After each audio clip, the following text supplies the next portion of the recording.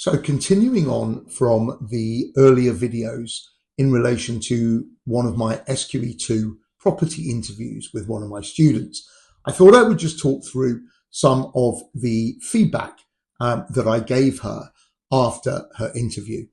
So first and foremost, she gave a very, very positive introduction.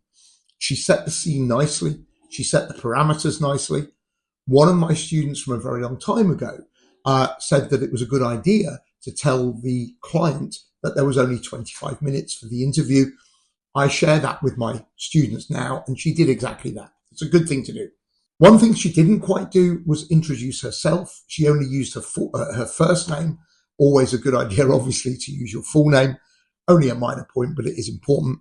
And also to make sure that you've got all your client details, especially where a property is concerned, because especially if you're dealing with wills, it may be that they're living in a different property to the one that is the matter in issue with the wills or the probate or the lease, as in this particular scenario. As I say, the structure she then went through was very, very solid. She explained what her role was. She explained what the point of the interview was and what was going to be talked about and the information that she needed. Then she got into the nitty-gritty of what it was all about, and this was all about whether it was a lease or a license and whether the client could go away and get his landlord to carry out the repairs. She explained that extremely well, even talking about things like a periodic tenancy, which I really didn't expect her to get to, but she did. So that was really excellent detail. There were one or two little mistakes. For example, she referred to a license as proprietary, when of course it isn't.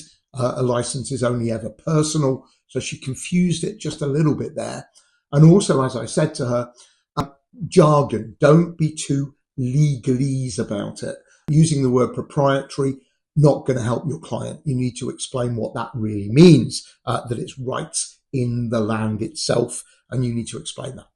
She also referred to case law, and again, a lay client might not even understand what case law means, let alone throwing cases at them. So very, very important to be aware of that. Maybe better to use the phrase legal principles or legal rules so that your client really understands that. She then got on to the issue of repairs and landlord repairs, and she explained that really well. But one major issue was that she didn't pick up on the fact that the landlord was not really the landlord at all. They didn't own the property.